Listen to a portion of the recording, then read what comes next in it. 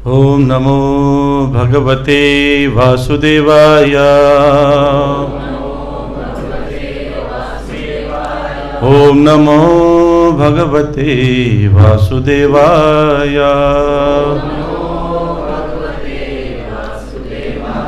ओम नमो भगवते वासुदेवाय। नारायणं नमस्कृत्य नरं चैव नरोत्तमं देवीं सरस्वतीं व्यासं ततो जयमुदीरयेत्। नष्टप्रायेषु भद्रेषु नित्यं भागवत सेवया भगवती उत्तम श्लोके भक्तिर्भवति नैष्ठकी। ॐ अज्ञानतिमिरान्धस्य ज्ञानञ्जनशलाकया चक्षुरुन्मिलितं येन तस्मै श्रीगुरुवे नमः। श्रीचैतन्यमनोभीष्टं स्थापितं येन भूतले स्वयं रूपः कदा मह्यं ददाति स्वपदान्तिकं। वाञ्छाकल्पतरुभ्यश्च कृपासिन्धुभ्य एव च पतितानां पावनेभ्यो वैष्णवेभ्यो नमो नमः। जय श्री कृष्ण चैतन्य प्रभु नित्यानंद श्री अद्वैत गदाधर श्रीवासादि गौरभक्तवृंद। हरे कृष्ण कृष्ण कृष्ण हरे हरे, हरे राम राम राम हरे हरे। नमो विष्णुपादाय कृष्णप्रेष्ठाय भूतले श्रीमते भक्तिवेदांत स्वामिनिति नामिने। नमस्ते सारस्वती देवे गौरवाणी प्रचारिणे निर्विशेष शून्यवादी पाश्चात्य देशतारिणे। हरे कृष्णा। तो वंदन कर रहे हैं ग्रंथराज श्रीमद् भागवतम स्कंद 1 अध्याय 12 श्लोक संख्या 28 से हम आरंभ करेंगे। और पिछले श्लोकों में वर्णन हो रहा है किस प्रकार परीक्षित महाराज का क्या गुण है, जो कि आगे जन्म लेने के बाद उनके क्या गुण उत्पन्न होंगे, इसके विषय में चर्चा हो रही है। तो लगभग 25 गुणों का वर्णन हुआ पिछले श्लोकों में, और बताया कि किस प्रकार इतने शक्तिशाली राजा होंगे कि कलयुग भी प्रवेश करने से डरेगा। कलयुग ने जब प्रवेश करना चाहा राज्य में, तो परीक्षित महाराज ने उनको डरा दिया तलवार से। सोचो कि युग परिवर्तन में अगर कोई रोक दे, कितना शक्तिशाली राजा हुआ। पूरे देखा जाए तो पूरे भूमंडल के राजा थे, भूपति उन्हें कहा जाता था। और 4 स्थानों में कलयुग ने कहा मैं रहना चाहता हूँ। तो 4 नियम, पाप निरोधक नियम बोलते हैं, मांसाहार, नशापान, दूध क्रीड़ा और अवैध स्त्री पुरुष संबंध। ये स्थानों में जहाँ ये होता है, उस स्थानों में बोले मुझे रहने दो। तो बोले ठीक है तुम रह सकते हो, लेकिन वो होता ही नहीं था वहाँ, इसलिए कलयुग प्रवेश नहीं कर पा रहे थे। तो इस प्रकार से राजा को इस प्रकार होना चाहिए कि वो इतना शक्तिशाली हो कि उसके राज्य में लोग आराम से फ्लरिश भी हों, खुश में रहें, शांत रहें, सुखी रहें, और जो उद्दंडी उपद्रवी है वो डर जाए।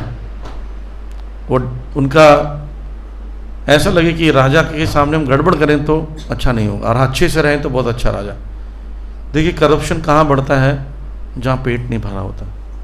और दूसरा लालच, पेट भरा रहेगा तो आधी जनता सुधर जाएगी, और लालच करने वाले व्यक्ति को पकड़ाएगा जब, उसको सजा होगी, तब आधी जो बची हुई जनता वो भी सुधर जाएगी। राजा को या लीडर को, सेंटर का लीडर हो, आश्रय लीडर हो, या भक्ति वृक्ष लीडर हो, किसी मंदिर का अध्यक्ष हो, उसको क्या होना चाहिए, नाइस एंड स्ट्रिक्ट, अच्छा होना चाहिए, सब लोग उसको पसंद करें, और स्ट्रिक्ट भी होना चाहिए कि गलती करो तो छोड़ेंगे नहीं। तो क्या होगा, गलतियां नहीं होती। राजा को ऐसी होना चाहिए। और उसके बाद बताया कि तक्षक नाग के डसने की, जो मृत्यु होने की बात सुनकर, देखिए भविष्यवाणी में कैसी है, मतलब जन्म हुआ आज और आज ही बता रहे कि कब मरेगा और कैसे मरेगा। तो तक्षक नाग के डसने से मृत्यु के जो खबर सुनते हैं, 7 दिनों के बाद होगा, तो 7 दिनों तक मृत्यु के निकट रहने वाले व्यक्ति को क्या करना चाहिए, वो कार्य करने के लिए गए थे, श्रवण करने के लिए। उनको क्या गारंटी थी कि 7 दिन के पहले तो नहीं मरेंगे, पहले मर जाएंगे तो श्राप बेकार हो जाएगा। तो 7 दिन तो उन्होंने क्या किया, जानबूझ के खाया पिया नहीं, और दिन रात सुनते रहे कि मरेंगे तो है ही। जैसे हमें क्या लगता है, अगर रात को सोने नहीं मिलेगा, खाएंगे नहीं पिएंगे तो कल शायद मर जाए, लेकिन हमें तो पता नहीं कब मरने वाले हैं। हम लोग तो फिर भी भूखे प्यासे नहीं रहते हैं, लेकिन परीक्षित महाराज भूखे प्यासे रहकर आराम से सुन रहे थे। तो इसमें लॉजिक आता है, आगे के 19वें अध्याय में विस्तार पूर्वक वर्णन होगा कि एक व्यक्ति भागवतम सुनते हुए प्यास से तकलीफ नहीं हो रही है, और शमीक ऋषि के आश्रम में जाकर उसको प्यास कैसे लग गई, और प्यास इतना सताया कि मरे हुए सर्प को शमीक ऋषि के गले में डाल दिया क्रोधित होकर। जो ब्रह्मांड की गर्मी को, ब्रह्मास्त्र की गर्मी को सहन कर सकता था गर्भ में, जो भागवतम में भूखे प्यासे रहकर सुन सकता है, वो क्या धूप की गर्मी नहीं सहन कर सकता था। तो ये भगवान की इच्छा थी कि परीक्षित महाराज जल्दी से जल्दी उनके पास आए। इसलिए कई बार कहा जाता है ना, अच्छे लोग जल्दी चले जाते हैं। इसका कारण यही है, भगवान को पसंद आ गया, बोले यहाँ रहने का मतलब नहीं है। तो मरना ये ऐसा मृत्यु अच्छा है कि मर के भगवान के पास जा रहे हैं। जैसे आपका कुछ सामग्री चोरी हो जाए, लेकिन आपको आपके खोए हुए माता पिता मिल रहा है, ठीक है, सामान सारा लूट जाए कोई दिक्कत नहीं, माता पिता मिल रहे हैं। आपकी याददाश्त वापस आ जाए, बोले आपकी याददाश्त वापस लाने के लिए आपको 1 करोड़ रुपये देना पड़ेगा, बोले ले जाओ, लेकिन हमारे असली माता पिता तो मिल जाएंगे। तो इसलिए भगवत कृपा से ये सब हुआ। और आगे ब्राह्मण जो बता रहे हैं कि ये किस प्रकार का व्यक्ति बनेगा और क्या होगा मृत्यु के अंतिम समय में जाने पर भगवान की शरण ग्रहण करते हुए। तो 28वें श्लोक से इसका वर्णन हो रहा है। जिज्ञासितात्म यथार्थ्य मुनि व्यासुतात असो हित्वा इदं नृप गंगायाम यस्यास्ति अदाकुत भयम। व्यासदेव के महान दार्शनिक पुत्र से समुचित आत्मज्ञान के विषय में जिज्ञासा करने पर वह सारी भौतिक आसक्ति का परित्याग करेगा और निर्भय जीवन प्राप्त करेगा। तो हम सबको भय है, कुछ ना कुछ भय है। किसी को धन खोने का भय है, मृत्यु का भय तो सबको होता है। किसी को अपनी गलतियां पकड़ ना आ जाए उसका डर है। हम जो गलतियां करते हैं, इसलिए हमारे मोबाइल में लॉक क्यों है? क्योंकि कुछ ना कुछ ऐसा है जो आप किसी को दिखाना नहीं चाहते हैं। सम सीक्रेट उसमें है कुछ ना कुछ। और दूसरा जैसे मोबाइल पकड़ता है तो घबराहट हो जाती है, कहीं देख तो न ले, है ना, और छीन ले तो मोबाइल। ऐसा कारण क्या है? कुछ ना कुछ छुपा है।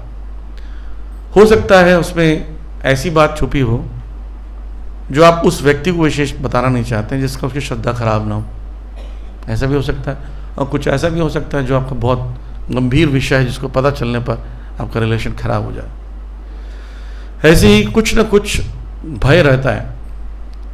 जैसे बंदीगृह में रहने वाला व्यक्ति को हमेशा भय रहता है कि मैं भागने की कोशिश करूंगा तो मुझे मारेंगे, कुछ गलती करूंगा तो मारेंगे, तो उसको स्वतंत्रता का अनुभव नहीं होता है। इसलिए ये भौतिक संसार एक बंदीगृह है, एक जेल है, जिसके जेलर जो हैं दुर्गा जी हैं। दुर्गा शब्द से समझ सकते हैं, दुर्ग मतलब किला, जेल, दुर्गा, दुर्ग से दुर्गा, जेल से जेलर। तो ऐसे ही वो क्या करती है, हमें कष्ट देती है 3 तापों से, आदि दैविक, आध्यात्मिक, आदि भौतिक। ये कष्ट त्रिशूल मार मार कर हमें सजा देती है। यहाँ पर रियलाइज कराने के लिए ये अच्छी जगह नहीं है, सुधर जाओ, वापस मत आना। जेल में कष्ट क्यों है? जेल में कष्ट सिर्फ रेक्टिफिकेशन के लिए, हमारा हृदय परिवर्तन के लिए, ताकि हम दोबारा से गलती ना करें और सुधार करें। इसमें जेल में देखते हैं ट्रेनिंग दी जाती है। आप अगर तिहाड़ जेल कभी जाओगे, मतलब देखने के लिए जाओगे, तो वहाँ पर देखोगे कि अंदर एक छोटा सा शॉप भी रहता है और वहाँ के कॉइन्स होते हैं। आप बाहर से, जेल के बाहर से कॉइन खरीद कर उनको कॉइन दे सकते हैं। अंदर में ही जेल के ही द्वारा बेचा जाता है कॉइन। वो कॉइन प्लास्टिक के कॉइन्स रहते हैं, उससे वो सामान खरीद सकते हैं। 10 रुपये, 20 रुपये, 50 रुपये, 100 रुपये का कॉइन रहता है। और वहाँ पर coffee vending machine, T vending machine रहता है, सिक्का डालेंगे, चाय आता है, कॉफ़ी आता है।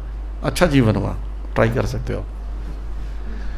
तो लेकिन क्या है, फिर भी स्वतंत्रता नहीं है। फैसिलिटीज़ हैं पर स्वतंत्रता नहीं है। वहाँ जाएंगे तो कैदियों के समान ड्रेस नहीं पहना, हम सोचते हैं कैदी जैसा स्ट्राइप शर्ट पहने होते होंगे, नहीं, टोपी पहने होते हैं, ये सब फिल्मों में दिखाते थे पुराने ज़माने में, ऐसा नहीं होता। कुछ देशों में होता है ऐसा। भारत में तिहाड़ जेल में नॉर्मल ड्रेस टी शर्ट पहना, इतना खर्चा नहीं करती भारत। वो लोग तो बढ़िया, मैंने देखा एक रीबॉक का शू पहना हुआ है व्यक्ति, एक शेल गए थे, 18 ईयर से 25 ईयर के जो ग्रुप रहता है वो एक साथ रखते हैं। तो कई कैदी बेचारे तो ऐसा है, उनको पता भी नहीं कि उन्होंने क्या जुर्म किया है, बोलते हम लोग दिल्ली घूमने आए थे, हमें पकड़ के अंदर डाल दिए। एनीवे, तो इस प्रकार से वो सुविधाएं हैं, लेकिन फिर भी क्या है, भय है कि गलती करेंगे तो पिटाई पड़ेगी। ऐसे ही हम सबको यहाँ पर सुविधाएं हैं, है ना, सुविधाएं बहुत ही संसार में सुविधाएं हैं। 1 BHK, 2 BHK, 3 BHK, 5 BHK, sky scrapers building में 50वें माले पर आपका घर है, टेरेस गार्डन बना रखा है, गाड़ीज़ हैं आपकी बहुत सारी, मर्सिडीज़, BMW, शॉफर ड्रिवन गाड़ियां हैं, आप आराम से चल रहे हो, सुख है। लेकिन फिर भी आप डरे हुए हो। आपका घर है, आपकी गाड़ी है, आपका अपनी ज़मीन है, आपका सब कुछ है, फिर डरते क्यों? डर है चोरी ना हो जाए, छीन ना जाए, जो आपने घोटाले किए हैं, छुपा कर जो घरों में तिजोरी में पैसा रखा हुआ है ना। नोटबंदी के समय पता चला था ना, लोग अपना नोट निकाल निकाल कर भिखारियों के पास भाग रहे थे, गड्डी फेंक कर। एक घर में जब ये नोटबंदी हुआ था तो हस्बैंड को लाकर पत्नी जो है वो पैसे दे रही है, लो मैंने भी 5,000 छुपा रखे थे, जमा करा देना। वो रोती थी हमेशा। सासू माँ और रोती थी, सासू माँ के पास 2 लाख रुपए निकले, और कैसे बताए, और जमा करेंगे तो मिलेगा नहीं। तो इस प्रकार से कुछ ना कुछ भय आतुरता है, चिंता है हमें। हर व्यक्ति को अपनी अपनी चिंता है। छोटे बच्चे को चिंता है, स्कूल न भेज दें, छुट्टी खत्म होने वाली है, पढ़ाइयाँ, घर में हमें जो मेड रखते हैं अपने घरों में, उनको चिंता है कि मेड छुट्टी ना मार दे, आज नहीं है, आज नहीं है, अभी नहीं है, अभी नहीं है, छुट्टी तो नहीं मार दे। अगर बोल के चाहती है कि मैं 1 महीने की छुट्टी में जा रही हूँ, ऐसा लगता है वज्रपात हुआ, हमें सब करना पड़ेगा। बिजनेसमैन को लगता है बिजनेस कोई मंदा ना हो जाए, कोई प्रोडक्ट बिकना बंद हो जाए, आउटडेटेड ना हो जाए। नौकरी वाले को लगता है कि बॉस हमेशा खुश रहे। तो प्रभुपाद जी बता रहे इस प्रकार हमेशा हम भयप्रद जीवन भी जीते हैं, डर है हमेशा, जैसे बंदीगृह में बंदी रहते हैं। और कोई व्यक्ति बंदीगृह से भागना चाहता है, बचकर, इस भय से बचना चाहता है, तो क्या करता है, सेंध लगाता है, कुछ प्लानिंग करता है, ज़मीन खोदता है। लेकिन जब पकड़ा जाता है, ज़्यादातर पकड़ा जाते हैं कैदी जो जेल से भागते हैं, तो उसकी काल अवधि बढ़ा दी जाती है। ऐसे कोई व्यक्ति सुसाइड करता है ना, परेशान होकर, मैं नहीं जीना चाहता, बहुत त्रस्त हो गया हूँ, बिल्डिंग से जंप कर गए, तो यमराज जी पूछते कितने साल तक का था? सर इसका अभी 30 साल और था। ठीक है, 50 कर दो और कष्ट बढ़ा दो, कष्ट बढ़ा देते, इसलिए आत्महत्या को पाप बोला गया। जेल से भागना अच्छा थोड़ी माना जाता है, नहीं, जेल से भागना को भी गलत बोला जाता है। और जो जेल से भागता है उसकी और सजा बढ़े, हथकड़ियाँ लगा देते हैं, चेन बांध देते हैं, और काल कोठरी में 10 बार भाग जाओ, काल कोठरी में डाल देंगे, ऐसा बंधन हो गया पूरे टाइम, खाना नहीं देंगे आप, निम्न योनियों भेजते जाते हैं। इसलिए निकलने का तरीका क्या है जेल से? जेलर खुश, प्रधानमंत्री खुश, राष्ट्रपति खुश, अब आराम से जा सकते हो। नहीं, हमको भागने से अच्छा उनको खुश करना चाहिए। तो इसलिए प्रधानमंत्री साल में एक बार आते हैं गणतंत्र दिवस पर या स्वतंत्रता दिवस पर। अब बोलते कौन कौन लोग हैं जो सुधर चुके हैं, जिनके 1 साल 2 साल बाकी हैं, उनको छोड़ दिया जाए। बुलाते हैं, उनको छोड़ दो, उनको छोड़ दो, छोड़ दो, ऐसा होता है, जल्दी ही सजा से मुक्ति हो जाती है।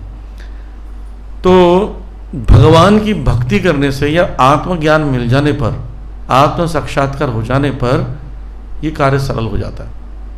मैं कौन हूँ ये पता चल रहा है तो आसान होता है। जैसे आपको पता चला कि मैं कौन हूँ तो उसके अनुसार कार्य करते हो।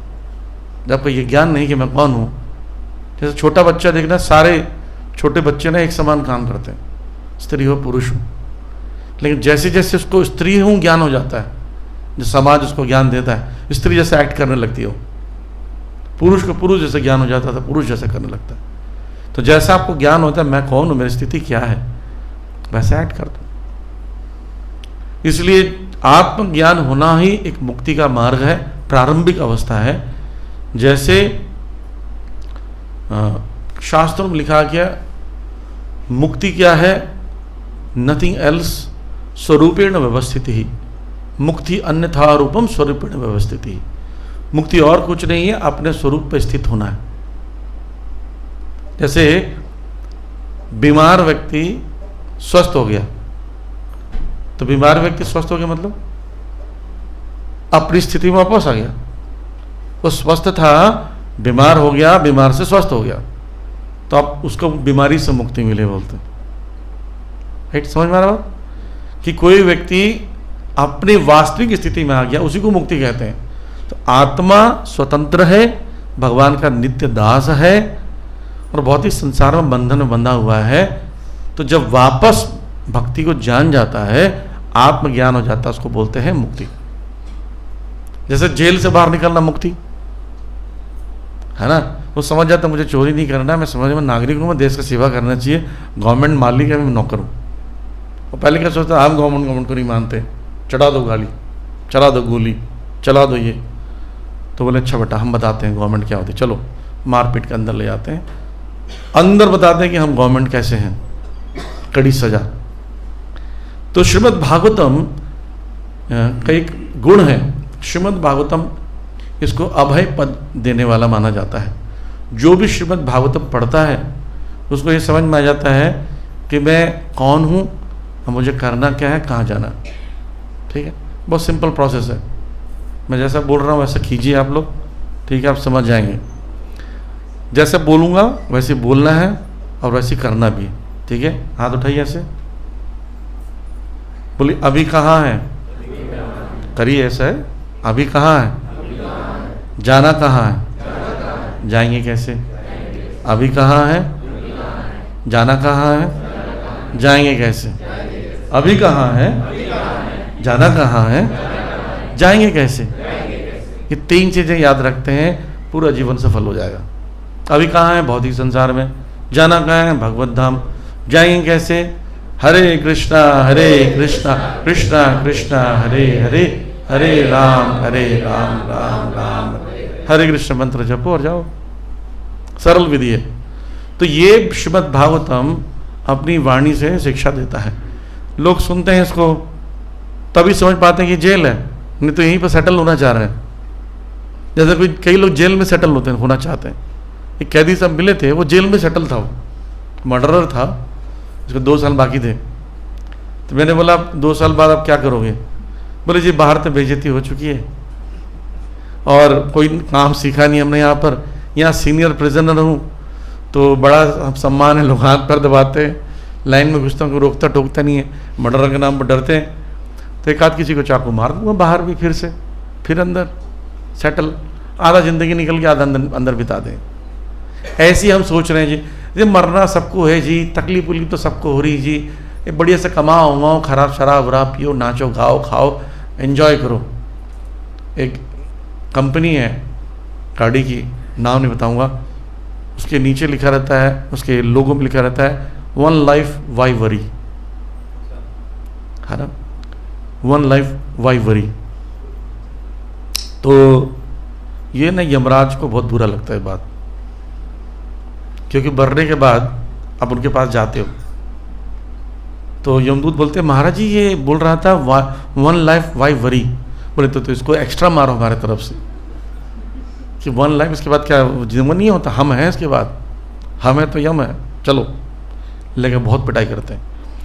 तो इसलिए भागवतम सारा जानकारी देता है आपको, आपका जो जीवन जी रहे हैं, कहाँ जाना, गोलोक धाम कैसा है और कैसे जाएंगे, किन की मदद से जाएंगे, भक्तों के संग में रहने पर जाएंगे, गुरु के मार्गदर्शन में जाएंगे, आचार्य कौन होते हैं, भक्ति का प्रोसेस क्या है, ये सब जानकारी उन्होंने जाकर व्यास देव के पुत्र शुकदेव गोस्वामी से सुना परीक्षित महाराज। तो यहाँ तक कि देवता भी तरसते हैं श्रीमद् भागवतम सुनने के लिए। सोच लिया आप लोग कितने सौभाग्यशाली भागवतम सुनने आए। देवता लोग बोलते हैं हमारा सारा पुण्य ले लो, हम स्वर्ग का अमृत लेकर पिलाएंगे आप लोगों को, लेकिन हमें कम से कम कुछ देर 1-2 घंटा बैठने दो। तो ऋषि मुनि बोले नहीं, ये भागवतम परम निर्मसराणाम है, यानी जो द्वेषी नहीं है, जिनके द्वेष रहित है उन लोगों के लिए, और उन्हीं लोगों को समझ में आता है। और द्वेषी लोगों को क्या लगता है, ऐसा लंबा लंबा फेंक रहे हैं, कुछ नहीं ऐसा होता, ऐसा कुछ नहीं है, कहीं लिखा नहीं है सब, ये व्यास जी के नाम का एक व्यक्ति ने लिख दिया, उसको पढ़े जा रहे हैं।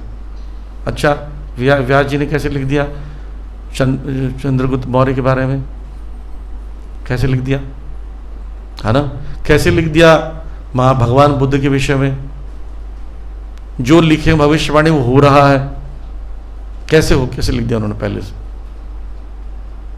तो इसी प्रकार से तो जब शुकदेव गोस्वामी से सुनने गए, शुकदेव गोस्वामी भी भागवतम सुनाने में निपुण, शुक मुखाद अमृत द्रव्य संयुतम, शुकदेव गोस्वामी का मुख से ये भागवतम कैसा लगता है, अमृत द्रव्य, अमृत के समान लगता है।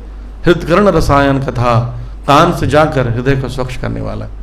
तो सुनने वाला भी अगर ढंग से सुने तो सुनाने वाला भी सुनता है। सुनने वाला यहाँ कैसे कर रहा होगा, जैसे कि उसी ने भी स्मैक लेकर आया बढ़िया से, या नमक सूंघ कर आया हो, तो उस व्यक्ति को कैसे सुनाओगे, नहीं सुना सकते। जिज्ञासा होनी चाहिए सुनने वाले भी। तो परीक्षित महाराज इतने जिज्ञासु थे, कुछ भी चीज़ छोड़ना नहीं चाहते थे, एक भी चीज़ कृष्ण संबंधित कुछ ना छूटे, 7 दिन में सारा ले लूँगा। लौल्यम था, लालच था भगवान के विषय में सुनना। तो शुकदेव गोस्वामी पूरा उड़ेलना चाहते, देना चाहते। श्रोता अच्छा होगा तो वक्ता अपने आप सोचता है। लेकिन यहाँ पर तात्पर्य बता रहे हैं, लेकिन कुछ स्थानों पर तथाकथित व्यावसायिक प्रोफेशनल कथावाचक होते हैं, उनके एक तो वाणी अलग होता है, साजो सज्जा हारमोनियम गिटार विटार लेके बैठे रहते हैं, और बीच बीच में ताली बजाने वाले बैठे रहते हैं। आपको शायद नहीं पता, अगर कभी आप किसी टीवी शो में नहीं गए, हमने टीवी शो में गए थे NDTV में, वो लोग का पूरा प्लान से होता है, वो लाइव नहीं होता कोई भी चीज़, सब रिकॉर्डिंग होती है, लाइव बोला जाता है। वो स्टूडियो में बैठाते हैं आपको, कहाँ कौन बैठेगा वो डिसाइड करते हैं, और क्वेश्चन कौन पूछेगा वो लिख कर देते हैं।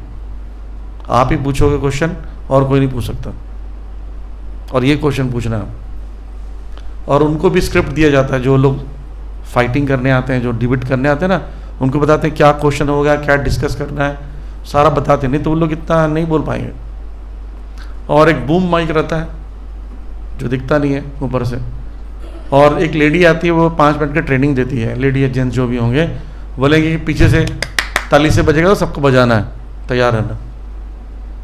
हम लोग बोले ये क्या हो रहा है, ये तो पूरा गड़बड़ है, स्क्रिप्टेड रहता है। और ताली बजाओ, क्वेश्चन पूछो, ये क्वेश्चन पूछेगा उसको, क्योंकि कैमरा में वहाँ बैठना चाहिए, क्या इजीली आ जाए, वहीं बैठाया जाता है, प्लानिंग करके करते हैं। ऐसे ही ये जो कथाकार होते हैं उनका भी प्लानिंग होता है, उनके लोग भी बैठे रहते हैं बीच बीच में, महाराज एक प्रश्न है, वो प्रश्न पूछ रहे हैं, उसको आंसर दे रहे हैं, ताली वही बजवाते हैं अलग अलग जगह बैठ कर। और आसपास बैठे हुए लोग जो हारमोनियम, उनको बड़ा अच्छा पैसा मिलता है बजाने का। तो जैसे वो बोलने जाएंगे, इस प्रकार राधा रानी ने कहा, टनन बस तभी राधा रानी रो रही है, रोते रोते अश्रु गिर रहे, खुद ही रोने लगता है। और वो आसपास के लोग ऐसी म्यूजिक बजाते हैं, इस प्रकार का माहौल बनाते हैं। आम जनता बेचारी भोली भाली सोचने लगती, बाप रे क्या कथाकार है। मैं एक बार किसी घर पर गया था, वो कितनी कथा सुन रहे थे, कथाकार रो रहे हैं, घर में 3-4 लोग सुन रहे, वो रो रहे हैं, मेरे को हंसी आ रही, मेरे को जोर से हंसी। मतलब हाँ हंस रहे हो, नहीं रो रहे हैं, तो बोला अभी थोड़ी रो रहे हो, पहले रिकॉर्डिंग है, अभी हंस रहे होंगे घर पर, इसलिए मैं हंस रहा हूँ।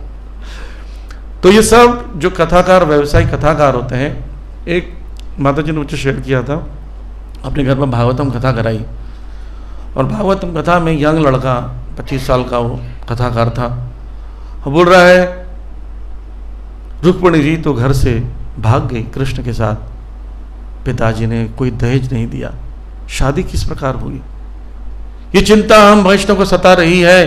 तो कल उनका विवाह होगा और हमें सभी रुक्मिणी जी के लिए विदर्भ से सभी लोग को धन लाना है, अपने अपने गहने लाइए और सब रुक्मिणी जी को दीजिए। रुक्मिणी जी अकेले नहीं, कन्यादान की जिम्मेदारी आप सब लोगों की है। बेचारे सब गहने लेकर आए, दूसरे दिन रख दीजिए इस बक्से पर, रुक्मिणी जी कल ले जाइए। रुक्मिणी जी इनके साथ जा रही है कल स्कॉर्पियो में बैठकर, कथा समाप्त होने वाला कल। ऐसे कथाकार 2 गाड़ी भरकर गिफ्ट लेके गए रुक्मिणी जी के नाम पर। सोचिए अगर रुक्मिणी जी मिल गए रास्ते में तो क्या करेगी उसका। तो ऐसे कथाकार से सुनने वाले श्रोता मूर्ख होते हैं, वो सोचते हैं कि ये व्यक्ति हमें अभय पद दे देंगे ना। सराग वक्ता, निराग वक्ता, 2 प्रकार के वक्ता होते हैं। सराग वक्ता सम्यक रूपेण राग, जिसके संसार से अटैचमेंट, राग मतलब अटैचमेंट, और निराग वक्ता निकृष्ट या निगत, जिसका चला गया राग। तो जिस संसार में भोग की इच्छा बनी हुई है उस व्यक्ति से सुनोगे तो आपके अंदर भोग की इच्छा बढ़ा देगा, कि सुनने वाले का चेतना बोलने वाले से ही आता है। जैसे कुकिंग करते समय हमें चेतना डाल लेते हैं, घर में लड़ाई झगड़ा हो रहा है, रोज झगड़ा करते हो, कुकिंग करोगे ना, खाओगे, दूसरा व्यक्ति झगड़ा करेगा। प्रेम रहेगा, प्रेम अच्छा लगेगा। जो व्यक्ति भक्त रहेगा, भक्ति के भाव से कृष्ण खाएंगे, इसको कुकिंग करते हैं, तो खाने वाले व्यक्ति के अंदर भी कृष्ण भावना आती है। ऐसी वक्ता होता है, ऐसे कीर्तन वाला होता है, ऐसी बजाने वाला होता है। क्यों गा रहे हो? एक व्यक्ति मुझे मिला था, वो कीर्तन गाता था पहले, तो उसकी शादी उदी हो गई किसी रशियन माता जी से, तो मुझसे बता रहा, बोला प्लीज शादी मत करना। बोला क्यों? बोलते मैं ना पूरी जगन्नाथपुरी में कीर्तन गाता था लोगों के लिए, लोगों को अच्छा लगे। तो उसकी पत्नी खड़ी थी, इसको अच्छा लग गया, अब मेरा जिंदगी बर्बाद हो गया। बोला गाना सिर्फ कृष्ण के लिए, नहीं तो किसी को अच्छा लग जाएगा तो गड़बड़ हो जाएगा। ऐसे ही कथाकार जो होते हैं श्रोताओं को खुश करके पैसा चाहते हैं, तो वो लोग पैसा देते हैं, एक बिजनेस चल रहा है, लेकिन ना उनका उद्धार होगा श्रोताओं का, ना वक्ता का। अंधा यथा नोपयन माना, प्रहलाद महाराज बोल रहे हैं जैसे एक अंधा दूसरे को उपनयन बनता है, रास्ता दिखाने वाला बनता है, तो दोनों गड्ढे में जाके गिरते हैं। तो जब तक वो मुक्त नहीं है या मुक्त परंपरा से नहीं है तो दूसरे को मुक्ति के मार्ग में ले जा नहीं सकता। ऐसा भागवतम का अनुकाणात्मक श्रवण हास्यास्पद है, हंसने वाला, हंसी के पात्र। अगर कोई व्यक्ति सचमुच थोड़ा ज्ञान हो गया ना, वो इस उनके वीडियोस देख के सिर्फ हंसेगा, कैसी बातें हो रही है, दुनिया भर की देशभक्ति की बातें करेंगे, सरकार, कानून, नीति, राजनेता, इसकी बात करेंगे। भागवतम की बात ही नहीं होती। श्रीमद् भागवतम सुना तो श्रीमद् भागवतम सुनाओ। तो इसलिए जब आपके जीवन में ऐसी स्थिति आ भी जाए, सुनने के लिए प्रामाणिक व्यक्ति के पास जाके सुनो, किसी और के पास सुनने की जरूरत नहीं है। तो इस प्रकार श्रीमद् भागवतम का विषय में वर्णन कर रहे हैं कि सुनने के लिए व्यास जी के पुत्र शुकदेव गोस्वामी के पास गए। इति राज्ञ उपादिश्य विप्राजात को विधा लब्धा पचितये सर्वे प्रतिजग्मो स्वकान ग्रहान। तो इस प्रकार जो लोग ज्योतिष ज्ञान में तथा जन्म उत्सव संपन्न कराने में पटु थे, उन्होंने इस बालक के भविष्य के विषय में राजा युधिष्ठिर को उपदेश दिया। फिर प्रचुर दक्षिणा प्राप्त करके वे अपने घरों को लौट गए। तो यहाँ पर वर्णन कर रहे हैं कि वेदों को ज्ञान जानने वाला व्यक्ति को ब्राह्मण कहा जाता है। तो कैटेगरीज बता रहे हैं, ज्ञान के स्तर या ज्ञान की कैटेगरी को समझने वाले को अलग अलग उपाधि दी जाती है। जैसे वेदों में जो ज्ञान दिया उसका उद्देश्य आत्म साक्षात्कार, तो वेदों का ज्ञान लेकर हम उसके अनुसार कार्य जब करने लगते हैं तो छुटकारा मिलता है। जैसे एक जेल है, जेल की जो चाबी है उसको वेद कहा गया। एक जेल का संसार जेल है, तो चाबी क्या है? वेद शास्त्र है। भगवान ने क्या किया? जेल बनाया और जेल के अंदर चाबी डाल दी, बोले इससे बाहर आ जाओ, खुद आ जाओ, मुझे जरूरत नहीं टेंशन लेने की। तो बोलते जी हम नहीं जा पाएंगे, कैसे जाएं, हमको समझ नहीं आता, चाबी नहीं खुलती। ठीक है, एक व्यक्ति बोले जाओ उनको सिखाओ कैसे खोलते हैं। तो श्रील प्रभुपाद जैसे महान आचार्य आए, वो हमको सिखाते हैं कि चाबी कैसे खोलनी, ताला कैसे खोलना चाबी से, राइट। बोलते ये भी समझ नहीं आया। तो ठीक है, मैं परपोर्ट लिखते हैं, मक्ते वेदांत परपोर्ट, ऐसे ऐसे खोला जाता है, इतना घुमाइए, इतना तेज लगाइए, इतना अंदर उसको प्रवेश कराइए, ये सब शिक्षाएं देते हैं। तो हम लोग बच कर निकलने का प्रयास करते हैं। तो ज्ञान के अनुसार चाहे वो भौतिक भोग भी क्यों न करना हो, वेदों के अनुसार करते हैं तो डिटैचमेंट डेवलप होता है। जैसे कर्मकांड, कर्मकांड का जो भाग है उसमें कहा जाता है कि प्रिस्क्राइब्ड सेंस ग्रेटिफिकेशन करो, एनिमल्स के समान नहीं, जानवरों के समान मत करो। इंद्रिय तृप्ति करना भी है तो कैसे करो, जैसा शास्त्रों में लिखा है। उससे क्या होगा, आपका पाप नहीं होगा, और क्या होगा, मुक्ति के मार्ग बनने की इच्छा होगी, शुद्ध हो जाएंगे। जैसे हमें इवन शराब भी गवर्नमेंट बेचती है, तो गवर्नमेंट बोलती है कि एकदम जो रजिस्टर्ड शॉप से लीजिए, कहीं से मत लीजिए। क्यों, आप गलत करेंगे, कंट्रोल नहीं होगा, अनकंट्रोल होगा। अगर शराब को कोई भी बेचना शुरू कर दे, कोई भी बनाना शुरू कर दे, उसको प्राइवेट कंपनियां बनाने लगे तो कैसे बिकेगा, घर घर में बिकेगा। लोग इतना ज़्यादा पिएंगे कि पूछो मत, और बर्बाद हो जाएंगे। इसलिए उसको कंट्रोल करने के लिए रजिस्टर्ड शॉप से लेना ज़रूरी है, ऑथराइज शॉप से, नहीं तो नहीं। ऐसा रूल बनाया। हालांकि कुछ गवर्नमेंट बदमाश होती है, वो बढ़ा देती संख्या, क्योंकि उसमें टैक्स बहुत अच्छा मिलता है, 71-73% मिलता है एक एक प्रोडक्ट पर। कुछ गवर्नमेंट इतनी बदमाश है कि वो तो स्त्रियों के लिए, स्त्रियों की सुविधाओं के लिए पिंक बार खोला है। बेचारी स्त्रियां भीड़ भाड़ में पुरुषों के बीच में जाएंगी, धक्का मुक्की करके, एक बोतल दे दो, लगे, कितना बुरा लगेगा, अच्छा नहीं लगता ना। पुरुषों के बीच में जाकर लेगी शराब, अलग लाइन लगाने के लिए अलग दुकान होना चाहिए उसके लिए, तो वहाँ से लेती हूँ। ये गवर्नमेंट का काम। 12% शराब पीती थी दिल्ली में स्त्रियाँ, अब 42% स्त्रियाँ शराब पीती हैं।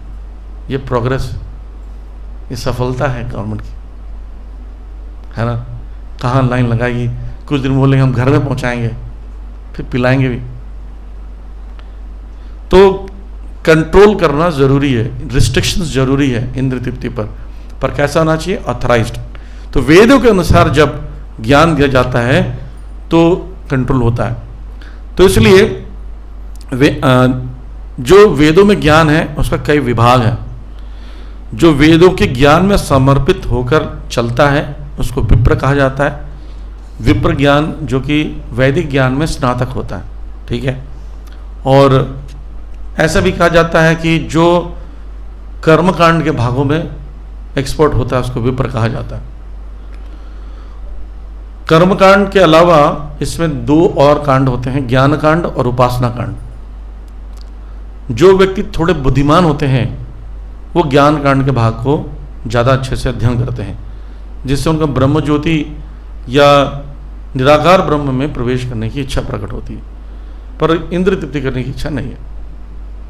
ये दूसरे प्रकार का इंद्रिय तृप्ति है कि हमें मुक्ति मिल रहा है, मेरा भला हो, संसार के बारे में नहीं, भगवान के लिए नहीं, क्या मेरा भला हो जाए, मुझे मुक्ति मिल रहा है, तो उनको ब्राह्मण कहा जाता है।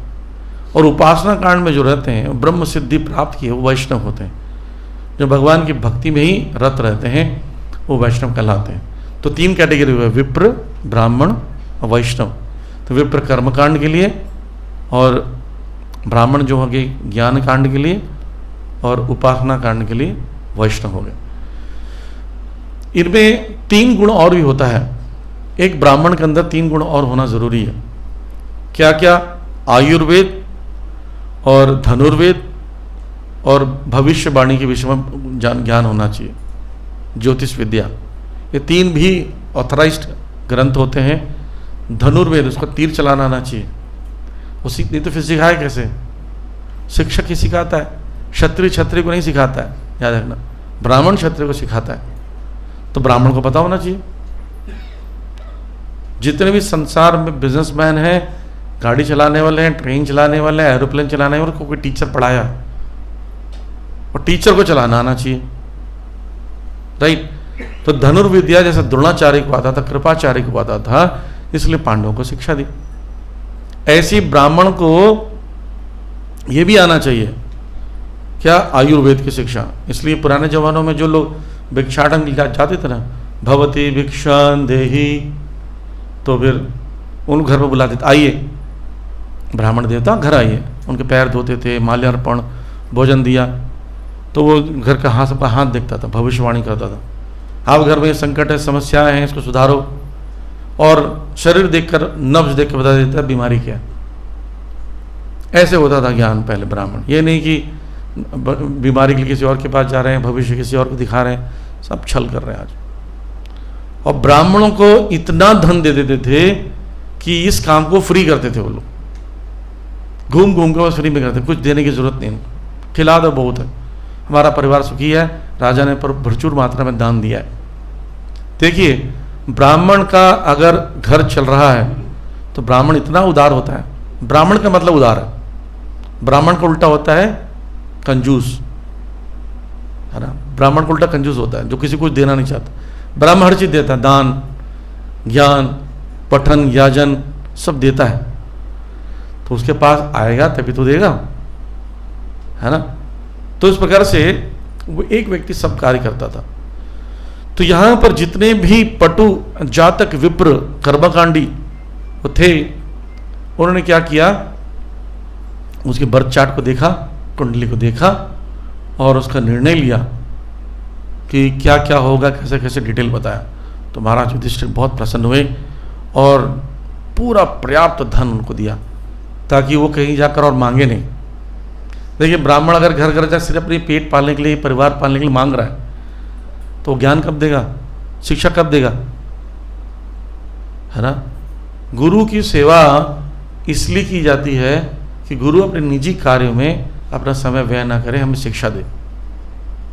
गुरु अपना कपड़ा का प्रेस कर रहे होंगे, गुरुदेव लेक्चर, अभी नहीं, कपड़ा प्रेस करना है, कपड़ा धो रहे होंगे, खुद ही का कुकिंग कर रहे होंगे, है ना, खुद ही कमरा साफ कर रहे हो, तो आपको कब ज्ञान देंगे। तो शिष्य क्या करते हैं, उनको बढ़िया से सेवा कर देते हैं, ताकि उनके पास अध्ययन और हमें जाके बताए, बस ये कार्य है। ऐसे ब्राह्मणों को पर्याप्त धन देकर उन्होंने ये कर दिया कि तुम जाओ, और ये जो सेवा आपने की है, निःशुल्क सेवा पूरे राज्य में जाकर, जैसे मेरे पौत्र का तुमने कुंडली बनाया, शिक्षा दी, जा जाके अन्य स्थानों बनाओ। और प्रकार से सभी ज्ञान के विभाग के सभी ब्राह्मणों को, वैष्णवों को, कर्मकांडियों को क्या देते थे, दान दे देते थे।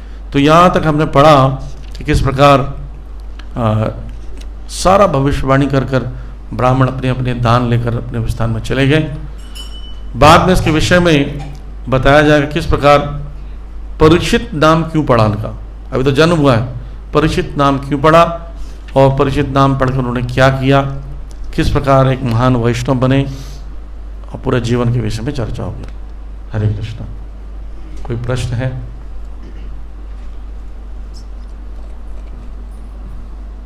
हरे कृष्ण बोलिए।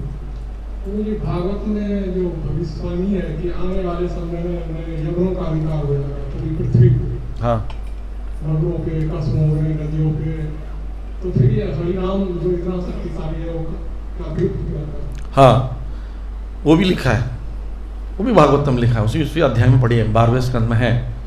कलयुग में इतने ज़्यादा आतंकवादियों की संख्या होगी, ऐसा होगा कि लोग घर से बाहर निकलेंगे, भविष्य पुराणों में बताया है, तो डरेंगे, क्योंकि उनको पकड़ के अंदर घर ले जाओ, काट दे, वो काट के खा जाते हैं, नरभक्षी हो जाएंगे सभी लोग। कोई बलिष्ठ व्यक्ति अपने बच्चे के साथ जा रहा होगा, बच्चा बोलेगा पापा पापा पापा, वो अंकल को खाना, मुझे, अंकल को पकड़ लिए, अंकल चिप्स बनेगा, सब खाएंगे, ऐसा होगा। तो उस समय हरिनाम जो होगा, लोग छुप कर, खंदराओं में, गुफाओं में छुप कर, बेसमेंट के अंदर छुप कर नाम जपेंगे, बस बाहर बिल्कुल नहीं हो सकता। इसका प्रभाव पड़ा, कोविड आया, 3 साल हरिनाम हुआ ही नहीं, कहीं नहीं हरिनाम, पूरे वर्ल्ड में नहीं हुआ। ऐसे ही होगा, धीरे धीरे धीरे ऐसे हो जाएगा, और गवर्नमेंट पर बैन लगाना शुरू कर देगी। लोग अपने ही बच्चे को खाएंगे, अपने बच्चे को, छोटा बच्चा रहता गर्भ में, उसका ऑपरेशन कराएंगे। $50,000 में गर्भ बिकता है, फीटस बिकता है फॉरेन कई कंट्रीज़ में। $50,000 को जाकर वो ऑपरेशन करवाएंगे, उसको $50,000 मिल जाएंगे स्त्री को, उसको बेचेंगे, खाएंगे लोग पका। अभी भी होता है, तो ये कॉमन हो जाएगा। इसलिए निकल पड़ो यहाँ से, हरे कृष्ण मंत्र जपो, जल्दी निकलो। रहने इस सुधारने के लिए मत सोचो संसार को। ये जो सुधारने के लिए सोच रहे हैं ये मूर्खता है। ये जो आंदोलन है, श्रील प्रभुपाद जी ने कहा 10,000 साल तक चलेगा। ये आंदोलन में लोगों का बटोरना निकलना है। जैसे एक घर में आग लगी है, जो फायर फाइटर्स होते हैं वो क्या करते हैं, अंदर घुस के वहीं बैठ कर नाश्ता करते रहते हैं कि चलो आए हैं तो कुछ ब्रेड व्रेड सेक लें, आगे चल रहा है। बचाते हैं और भागते हैं जितने लोग को बचा सकें। यही करते हैं। प्रभुपाद जी आए, 10,000 साल तक ये आंदोलन चलेगा, वो सबको ले जाएंगे। प्रभुपाद से किसी ने पूछा कि प्रभुपाद जी आपके शिष्यों का क्या होगा? बोले सारे के सारे भगवत धाम चले जाएंगे। श्रील प्रभुपाद ही, प्रभुपाद जी की कृपा है, इसलिए प्रभुपाद जी को पकड़े रहो। और कोई मार्ग दिखता नहीं है। कलयुग ऐसा हो जाएगा, कलयुग को देखो, थोड़ा सा भी 10-10 साल में कितना फर्क पड़ रहा देख रहे हो, है ना। अभी 1-2 साल के अंदर नीले डब्बे में कितने लोग आ रहे हैं देखिए। किसी को रसगुल्ला खिला दिया, किसी को दही खिला दी, वो निपट गया। किसी को फ्रिज के अंदर पैक कर दिया, किसी को नाले में बहा दिया। कलयुग ये 2 साल में कितना फर्क पड़ गया। डराव है पुरुष समाज। anyway, और कोई प्रश्न?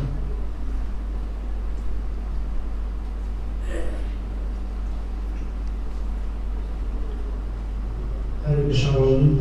मुझे परीक्षित महाराज और जो उनके पिता थे व्यासदेव जी, जब वो स्त्रियां स्नान कर रही थी तो उन्होंने उनके पिता को देखकर जो है वस्त्र अपने ढक लिए थे। तो क्या वो व्यासदेव जी, वैसे ज्ञान तो उनको बहुत ज़्यादा था, तो फिर उनके अंदर वो चीज़ क्यों नहीं आई जो सुखदेव जी के? व्यास जी और सुखदेव में कोई नहीं आया। ये स्त्रियां जो थी वो एक को व्यक्ति को ग्रस्त देख रही है, एक को विरक्त देख रही है। स्त्रियां भेद कर रही हैं।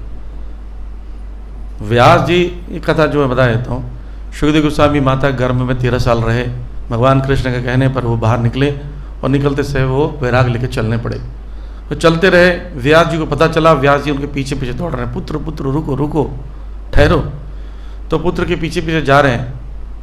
तो पहले सुखदेव गोस्वामी जब निकले, एक स्थान पर स्त्रियां स्नान कर रही हैं किसी सरोवर में, तो सुखदेव गोस्वामी को देखकर उन्होंने वस्त्र अपने शरीर को नहीं ढके, फिर खुद वस्त्र पहना नहीं है और इतना वैरागी देख भी नहीं रहे, तो समझ गए वैरागी है। और इधर से जा रहे हैं कौन, ग्रस्त, वो कपड़े ढके हुए हैं। व्यास जी ग्रस्त हैं। तो स्त्रियों को लगा ग्रस्त हैं तो इनकी कुछ ना कुछ आसक्ति पत्नी या परिवार में होगा, और ढूंढ किसको रहे, पुत्र को। तो उससे आसक्ति का सिंबल हुआ। तो स्त्रियां ने भेद किया से। वो नहीं, व्यास जी नहीं बोल रहे कि मेरे को देख के कपड़े पहनो, मैं पुरुष हूँ, मैं ग्रस्त हूँ, ऐसा नहीं बोला उन्होंने। तो स्त्रियां भेद करी है। व्यास जी तो स्वयं भगवान है, साहित्यिक अवतार है, वो भेद नहीं करते। और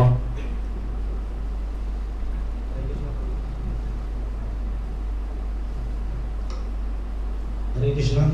प्रभु जी, जो परीक्षित महाराज थे, उनको जब ये कंफर्म हुआ कि 7 दिन के अंदर आपकी मृत्यु हो जाएगी, तो उनको ये कंफर्म हो गया कि 7 दिन तक मैं जो मरूंगा नहीं, जीवित रहूंगा। लेकिन उससे पहले तो ये था कि वो कभी भी मर सकते थे, ठीक है ना, उनको वो श्राप मिला नहीं था। तो जब वो कभी भी मर सकते थे तो उन्होंने, उनके मन में ये ऐसी इच्छा क्यों नहीं आई कि मैं मर सकता हूँ कभी भी।